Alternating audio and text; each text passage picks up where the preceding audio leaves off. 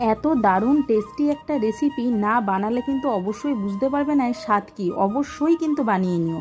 তো দেখো রেসিপিটা কিভাবে বানালাম। প্রথমে আগের দিন রাত্রিবেলা কিছুটা মুগ ডাল ভিজিয়ে রেখে দিয়েছিলাম।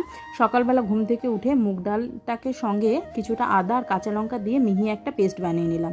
এবার পেস্টটার মধ্যে কিছুটা জল দিয়ে দিয়েছিলাম। পেস্টটা কিন্তু মানে ঘনত্বটা খুব একটা মোটাও হবে না, খুব একটা পাতলাও হবে না, ব্যাস এরকম টাইপের একটা ঘনত্ব বানিয়ে তার মধ্যে কিছুটা লবণ আর হলুদ দিয়ে ভালো করে মিক্স করে এইবার আমি রেখে দিলাম।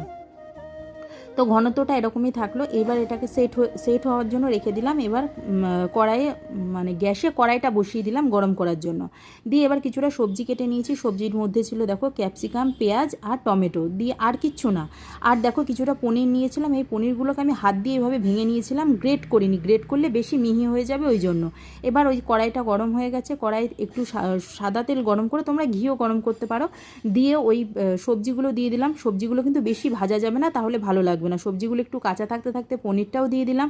দিয়ে এর মধ্যে কিছুটা লবণ আর কিছুটা জিরের গুঁড়ো দিয়ে দিলাম। দিয়ে ভালো করে নাড়াচাড়া করে নিলাম। নামানোর আগে একটু মিষ্টি দিয়ে দিলাম। আমি জাগরি পাউডার ইউজ করছিলাম, তোমরা যে কোনো রকম মিষ্টি ইউজ করতে পারো। তো দিয়ে দিলাম। দিয়ে আমার এই পুরটা রেডি হয়ে গেল, রেখে দিলাম। এবার গ্যাসে প্যানটা বসিয়ে দিলাম। যেহেতু ওই ধোসা টাইপের ওইটা বানাবো, মানে মুগ ডালের চিল্লা টাইপের ওইটা বানাবো। তো দেখো আমি যে এটার কী নাম দেবো আমি নিজেও জানি না। একবার ধোসা বলছি, একবার চিল্লা বলছি, তোমরা আমাকে বলো তো এটার কী নাম দেওয়া যায়। তো যাই হোক ওটা দিয়ে দিলাম। খুব স্মুথ ব্যাটারটা তো দারুণ কিন্তু মানে স্প্রেড হয়ে যাবে, এবং যখন হয়ে যাবে নিচ থেকে একা একাই কিন্তু উঠে আসবে। এই দেখো আমার কি সুন্দর উঠে গেছে। তো ওপর দিয়ে আমি ওই পুরটা দিয়ে দিলাম। দিয়ে আমি ওপর দিয়ে কিছুটা টমেটো সস দিয়ে দিয়েছিলাম। তোমরা কিন্তু দিতেও পারো, নাও দিতে পারো, তাতে কোনো অসুবিধা নেই।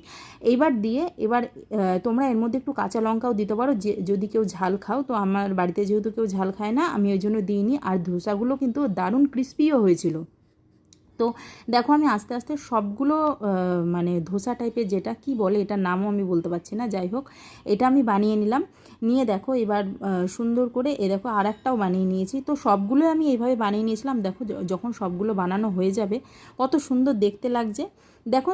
আর এইটা সবথেকে বড় দেখলাম যে জিনিসটা ভালো লাগলো, যে হয়ে গেলে না বেশ তলাটা একা একাই উঠে চলে আসছে, কোনো রকম কোনো অসুবিধা হচ্ছে না। এই দেখো বেশ লাল লাল করে সবগুলো, আর দারুণ ক্রিস্পিও হয়েছিল। তো দেখো সবগুলো আমি আস্তে আস্তে এরকম করে রেডি করে নিলাম, নিয়ে খেতে বসে পড়লাম।